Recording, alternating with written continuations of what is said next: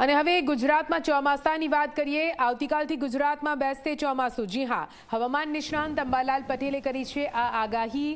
આવતીકાલે દક્ષિણ ગુજરાતથી ચોમાસાનો પ્રવેશ થશે।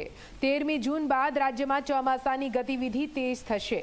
16મી જૂનથી રાજ્યના મોટા ભાગના વિસ્તારોમાં ભારે વરસાદ થઈ શકે છે। મહત્વનું છે કે ગત વર્ષની 11મી જૂનના રોજ ચોમાસાનું આગમન થઈ ચૂક્યું હતું। તેની સરખામણીએ ચાલુ વર્ષે ચોમાસું થોડું મોડું પડ્યું હોય તેમ લાગી રહ્યું છે। જો કે આવતીકાલથી ગુજરાતના દક્ષિણ ભાગથી ચોમાસાનું આગમન થશે, જેના કારણે હળવો વરસાદ પડી શકે છે। 13મી જૂન બાદ રાજ્યભરમાં વરસાદી સિસ્ટમ સક્રિય થશે। 16મી જૂનથી લઈને 24મી જૂન સુધી રાજ્યના મોટા ભાગમાં ભારે વરસાદ પડવાની શક્યતા હવામાન નિષ્ણાંત અંબાલાલ પટેલે વ્યક્ત કરી છે।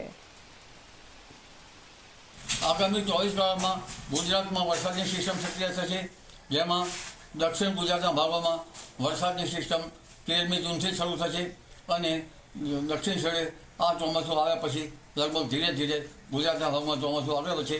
12મી જૂને દક્ષિણ સૌરાષ્ટ્રના ભાગો અને ગુજરાતના અન્ય ભાગોમાં ચોમાસાની ગતિવિધિ વધશે, પરંતુ ઉલ્લેખનીય છે કે તારીખ 14-15માં ત્યાં હળવો વરસાદ થશે, પરંતુ ત્યારબાદ લગભગ 16 તારીખની વાત અને 18થી 24માં ગુજરાતના ઘણા ભાગોમાં વરસાદ થવાની શક્યતા રહેશે।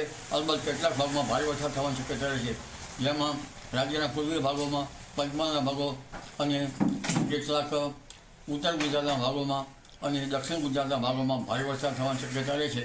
નવસારી, સુરત અને તાપી, ભરૂચના કેટલાક ભાગમાં ભારે વરસાદ થવાની શક્યતા રહેશે।